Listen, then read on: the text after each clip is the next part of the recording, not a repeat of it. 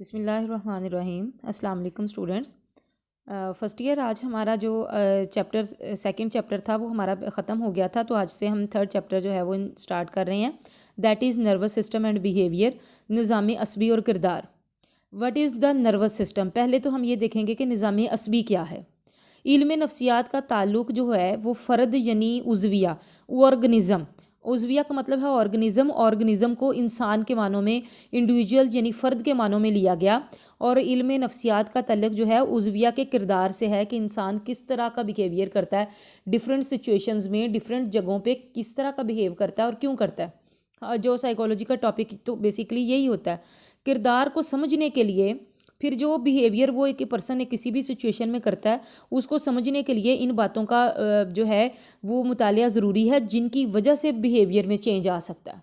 किरदार में चूँकि जो साइकोलॉजी है basically the study of human mind and behaviour की स्टडी है, तो बिहेवियर को जानने के लिए फिर हमें वो चीज़ें पढ़नी चाहिए या उनका मुतालिया हमारे लिए ज़रूरी है जो हमारे बिहेवियर को चेंज कर सकती हैं। किरदार का इन्हिसार चूँकि निज़ामी असबी पर है, नर्वस सिस्टम पर है किरदार का इन्हिसार, इसलिए निज़ामी असबी को जो है वो साइकोलॉजी में ख़ास अहमियत हासिल है। असाब का वो निज़ाम जो किरदार का बाइस बनता है निज़ामी असबी कहलाता है। यानी नर्वस सिस्टम वो है जो किरदार का बाइस बनता है, जो किसी भी बिहेवियर की का कॉज बनता है, वजह बनती है, उसको हम नर्वस सिस्टम कहते हैं। निज़ामी असबी एक अमूमी इस्तिलाह है, यानी एक आम इस्तेमाल होने वाली जो है वो टर्म है, जिसमें तमाम जिस्मानी असाब की साख्त के हमारी जिस्मानी असाब क्या हैं, नर्व्स क्या हैं, न्यूरॉन्स क्या हैं, उनका स्ट्रक्चर क्या है, उनका मैकेनिज़्म क्या है, वो कैसे काम करते हैं, ये सारी चीज़ें उसमें शामिल हैं। निज़ाम असबी का जो है वो मुतालिया करने से फ़र्द के किरदार की जो साइंसी तशरीह है वो मुमकिन हो जाती है।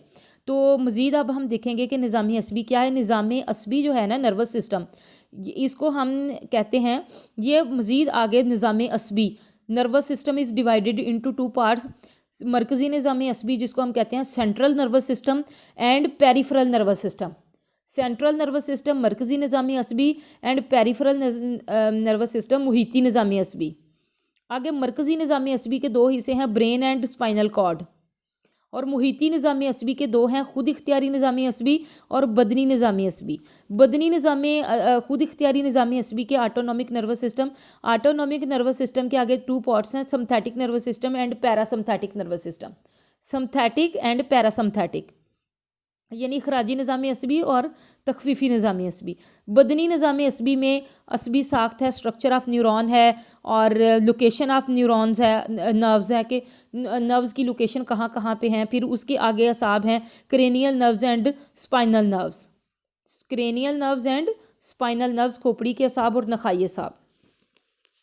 ये टेबल आपने अच्छी तरह से बना के सीख लेना, तो आपको बहुत सारी चीज़ों की जो है वो इसी से पता चलना है कि कौन सा किस पार्ट के अंदर है और हमने किसको पहले स्टडी करना। फिर है पेरिफेरल नर्वस सिस्टम, मुहिती निज़ामी असबी। मुहिती निज़ामी असबी से मुराद असाब का बुनियादी निज़ाम है। ये बेसिक सिस्टम ऑफ न्यूरॉन्स है जिसने तमाम जिस्म का असाबी गुच्छों की सूरत में अहता किया होता है। यानी जो असाब के गुच्छे बने हुए होते हैं जो पूरी बॉडी में फैले हुए होते हैं। मुहिती जैसे इसके नाम से ज़ाहिर है, चूँकि इसने मरकज़ी निज़ामी असबी को भी घेरा होता है, इसलिए इसे मुहिती निज़ामी असबी कहा जाता है कि ऐसा जिसने पूरा अहता किया होता है पूरे बॉडी का, पूरे ब्रेन का। ये निज़ाम दरअसल मरकज़ी निज़ामी असबी के लिए जो है वो बुनियाद फ्राहम करता है। ये बेस है, ये होगा तो इसकी बुनियाद पर जो है वो मरकज़ी निज़ामी असबी चलता है। और मुहिती निज़ामी असबी की दो टाइप्स हैं, बदनी निज़ामी असबी और ख़ुद इख्तियारी निज़ामी असबी। अब हम सबसे पहले देखेंगे बदनी निज़ामी असबी। इस निज़ाम में वो तमाम असाब शामिल हैं जो जिस्म को अंदरूनी या बैरूनी तौर पर मुतासिर करने वाले मुहिजा से असाबी लहरें दिमाग की तरफ और दिमाग से पैगामात को जिस्म के मुख्तलिफ अज़ा की तरफ लाते हैं। अब इसकी एक छोटी सी एग्जांपल मैं आपको दूंगी कि इस निज़ाम में वो असाब शामिल हैं जिस जिस्म को अंदरूनी या बैरूनी तौर पर मुतासिर करने वाले मुहिज, ऐसे स्टिमुलस जो हमारे बॉडी को अंदर से मुतासिर करते हैं या बाहर से मुतासिर करते हैं। जैसे अंदर से क्या चीज़, बाहर से क्या चीज़ मुतासिर करेगी, हम बर्फ़ हाथ में इस मौसम में पकड़ लें तो क्या लग पता जाएगा कि बाहर से जो है वो कितना ठंडा और एक मौसम सर्दी का, और बर्फ़ आप हाथ में पकड़ लें तो ये विद इन सेकेंड्स जो है ये मैसेज जो है वो ब्रेन तक पहुंच जाता है। ये कैसे जाता है? ये जो मुहिजात से असाबी लहरें हमारी बॉडी में, चूँकि मुहिती निज़ामी असबी है जो पूरी बॉडी के अंदर हमारी स्किन के अंदर मौजूद है, हमारी स्किन के अंदर न्यूरॉन्स हैं जो एक दूसरे के साथ जुड़े होते हैं। जब बाहर से कोई मैसेज आता है ठंडे का, गर्म का, कुछ भी, تو وہ میسیج جو تکلیف کا تو وہ میسیج جو ہے وہ فٹافٹ نیورونز سے اگلے میں اور with in part of seconds میں یہ پروسیس کمپلیٹ ہوتا ہے اور وہ اتنی تیزی سے وہ میسیج آگے کنوے ہوتا ہے کہ وہ ایک طرح کی لہر لگتی ہے کہ جیسے وہ اعصابی لہریں ہیں. یہ دماغ کی طرف پھر وہ پیغام لے کر جاتی ہیں اور پھر دماغ جو ہے وہ واپس کہتا ہے کہ ہمیں یہ نہیں کرنا چاہیے, اپنے ہاتھ کو گرم کریں, کہیں ٹھنڈ نہ لگ جائے, بیمار نہ ہو جاؤ. وہ پروٹیکشن کرنے کے پرسپیکٹیو سے پھر برین جو ہے وہ واپس مختلف اعضاء کی طرف میسج بھیجتا ہے کہ اپنا ہاتھ پیچھے کر لیا جائے اور کیسے اس کو گرم کیا جائے. پھر سلوشن بھی جو ہے وہ برین پرووائڈ کرتا ہے. تو یہ اس طرح سے جو ہے وہ پھر کام کرتا ہے. اس نظام کی دریافت کا سلسلہ چارلس بیل کے ساتھ ہے. چارلس بیل جو تھا اس نے جب جو ہے وہ برین سرجری کی تو اس نے محسوس کیا کہ جسم میں تمام اعصاب جو ہیں وہ ایک خاص آرگنائزیشن میں ایسے نہیں ہے کہ کچھ چیزیں ادھر پڑی ہیں کچھ ایسے نہیں, بلکہ بڑی ترتیب سے تنظیم سے موجود ہیں جو حرام مغز کے آگے یا پیچھے سے گزر کر دماغ کو جاتے ہیں. کچھ ایسے ہیں جو حرام مغز کے آگے سے گزر کر برین تک جاتے ہیں اور کچھ پیچھے سے گزر کر جاتے ہیں, لیکن تمام کا برین کے ساتھ لنکڈ ہوتا ہے, انٹر لنکڈ ہے برین کے ساتھ. اور ان اعصاب کی شکلیں مختلف ہوتی ہیں مگر جو بیسک سٹرکچر ہے اور جو ان کا فنکشن ہے وہ سب کا سیم ہوتا ہے. اب ہم دیکھیں گے کہ سٹرکچر آف نیورون کا سٹرکچر کیا ہے. اسبانیہ جو ہے وہ نیورون کو کہتے ہیں اسبانیہ, اور اس کی جمع اعصاب ہے. پھر اسبانیہ نظام عصبی کی بنیادی اکائی ہے جس کی جمع پھر نروز ہیں, اعصاب ہے. اسبانیہ ظاہری آنکھ سے نہیں نظر آتا. یہ اس قدر باریک ہوتا ہے کہ ایک انچ اتنا ہوتا ہے جیسے انگلی کا ایک آپ لائن جہاں پہ لگی ہوئی ہے یہ اوپر سے اس لائن تک 1 انچ ہوتا ہے. یہ 1 انچ میں 200 کے قریب اسبانیے پائے جاتے ہیں. جبکہ اسبانیوں کی لمبائی جسم کے مختلف اعضاء میں مختلف ہوتی ہے. ٹانگوں میں اور ہوگی, بازوؤں میں اس کی لمبائی اور ہوگی, آنکھوں میں اور ہوگی. ظاہر ہے پھر باڈی پارٹس کے حساب سے اس کی لمبائی چڑھائی جو ہے وہ مختلف ہو سکتی ہے. یہ 1 انچ کے 200 حصے سے لے کر, یعنی اگر 1 انچ ہے تو اس میں سے 200 کے قریب جو ہے اگر اس کے 200 حصے کر دیے جائیں تو اتنا وہ ہوتا ہے 4 فٹ تک جو ہیں یہ لمبے ہو سکتے ہیں. اور پوری باڈی میں اربوں کی تعداد میں یہ موجود ہوتے ہیں. ہر اسبانیہ جو ہے وہ اندرونی یا خارجی قوت اور توانائی سے گرم ہو کر متحرک ہونے کے. اب اندرونی طور پر ہمیں کیا چیز ہے دیکھیں, اندرونی طور پر ہمیں کئی دفعہ گرمی لگتی ہے, باڈی ہاٹ فیل کرتی ہے, یا ہمیں اندر سے کوئی چیز اسپائسی کھا لیتے ہیں تو جلن, یہ ساری چیزیں اندرونی ہیں. تو پھر یہ بیرونی فیکٹرز تک آتی ہیں کہ ہمیں پوری باڈی تک وہ چیز فیل ہونے لگ جاتی ہے اور پھر ہم پانی پیتے ہیں اور کوئی اور سلوشن کرتے ہیں کہ جو ہماری باڈی کو جو ہے وہ نارملائز کر سکے. تو وہ اندرونی اور بیرونی دونوں طرح سے متحرک ہونے کی صلاحیت رکھتا ہے. ایک اسبانیہ جب ایکٹیو ہوتا ہے تو وہ توانائی فوراً اگلے کو منتقل کر دیتا ہے, یعنی وہ اگلے سے اور اگلا اس سے اگلے میں اس طرح سے یہ میسیج جو ہے وہ برین تک پہنچ جاتا ہے. اور یہ اعصاب مختلف جگہوں پر موجود ہوتے ہیں, زبان پر, کانوں میں, آنکھوں میں. تو ان کے پھر فنکشن بھی ڈیفرنٹ ہوتے ہیں, وہ جس باڈی پارٹ کے ساتھ ہوں گے اس کے اکارڈنگ جو ہے وہ فنکشن اپنا کریں گے. ہر اسبانیے کے 3 حصے ہوتے ہیں. سب سے پہلے ہر اسبانی یعنی جو نیورون ہے اس کے 3 حصے ہوتے ہیں. پہلا حصہ ہے خلیے کا جسم, سیل باڈی. سیل باڈی یہ دیکھیں یہاں پہ یہ انہوں نے سیل باڈی بتائی ہوئی ہے, یہ خلیہ. یہ جو اتنی چیز ہے نا, یہ سائڈوں والے نہیں, صرف اتنی چیز جو ہے درمیان والی, یہ سیل باڈی ہے. سیل باڈی کے اندر جو ہے اس والی جگہ پہ ایک محلول پایا جاتا ہے جس کے ہم پروٹوپلازم کہتے ہیں, اور اس کے گرد ایک کروی سطح پائی جاتی ہے, یہ پروٹوپلازم ہے. اور یہ دیکھیں یہ جو سطح ہے کہ یہ کروی سطح ہے, یہ اس طرح سے لہریں بے شک ادھر ادھر کو جا رہی ہیں لیکن اس کو کور کیا ہوا انہوں نے. اور اس کے درمیان میں یہ جو نیوکلیس ہوتا ہے, یہ نیوکلیس ہی نیورون کو اپنی شکل ریٹین کرنے میں مدد دیتا ہے. پھر دوسرا اس کا حصہ ہے شجریہ ڈنڈرائٹس.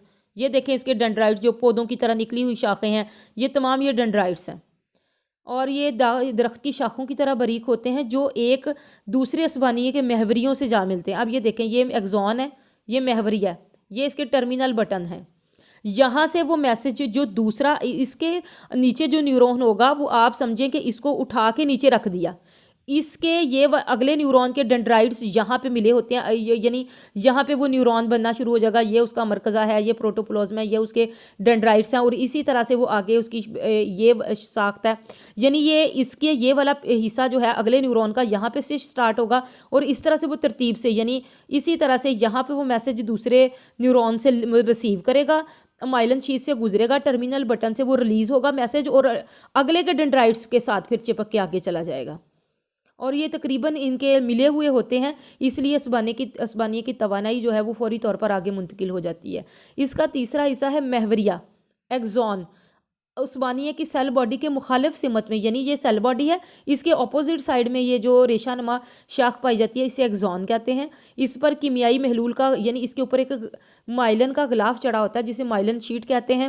اس کا کام شجریوں سے موصول ہونے والے پیغام کو مخصوص، یعنی یہ جو شجریوں نے پیغام میں وصول کیا، اس کا کام ہے کہ وہ اپنے پیغام جو ہے وہ اگلے تک پہنچائے، اس کی مخصوص جگہ تک پہنچائے تاکہ دوسرے نیورونز کو بھی یہ میسج جو ہے وہ موصول ہو سکے۔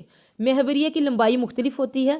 عصبانیہ اخذات کی بدولت حسی مہیج وصول کرتا ہے، یعنی جو ریسیپٹرز ہوتے ہیں، نیورون ریسیپٹر کی وجہ سے جو ہے وہ سینسری جو سٹیمولس ہے وہ موصول کرتا ہے اور اس طرح سے وہ آگے کام کرتا ہے۔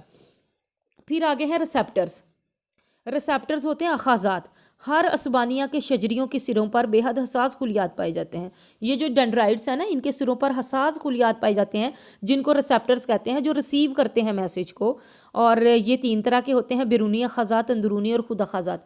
بیرونی اخاذات یہ ہیں، یہ حسی اعضاء کے بیرونی سروں پر واقع ہوتے ہیں جو اور مہیجات کو براہ راست وصول کر کے ان اعضاء کے اندرونی حصوں کی طرف بھیج جاتے ہیں، جیسے آنکھ، کان، زبان، ناک۔ یعنی آنکھ باہر سے دیکھتی ہے اور اندرونی حصے کی طرف منتقل کر دیتی ہے، کان باہر سے سنتے ہیں، یہ آگے اس کی ڈیٹیل ہے۔ یعنی ان کے مہیجات روشنی کی لہریں ہیں، آواز کی لہریں ہیں، کیمیائی دباؤ، گرمی، سردی، بصارت، ذائقہ وغیرہ یہ باہر سے وصول کر رہے ہیں اور اندر تک لے کر جاتے ہیں۔ اور اندرونی اخاذات ہیں، یہ اخاذات حسی اعضاء کے اندرونی حصوں میں پائے جاتے ہیں، جیسے سانس کی نالی، خوراک کی نالی، نظام تنفس، جگر اور نظام انہضام وغیرہ۔ تیسرے ہوتے ہیں پرو ریسیپٹرز، پروپری ریسیپٹرز۔ اچھا، یہ جو ریسیپٹرز ہوتے ہیں یہ اخاذات جزوی طور پر پٹھوں، رباط اور جوڑوں میں پائے جاتے ہیں۔ کان کی سمیع نالی، یعنی جو سننے کی نالی ہے، کان کی دہلیز میں پائے جاتے ہیں، اور ان کا کام جو ہوتا ہے وہ جو انٹرو ریسیپٹر اور ایکسو ریسیپٹرز ہیں ان کے درمیان میں لنک قائم کرنا ہوتا ہے۔ یہ ہاتھ، پاؤں، جسم اور دوسرے اعضاء کی حرکات سے بھی متاثر ہوتے ہیں اور ہمیں یہ بھی تاثر دیتے ہیں کہ کس سمت یا کس مقام کی طرف جو ہے وہ کوئی انسان حرکت کر رہا ہے۔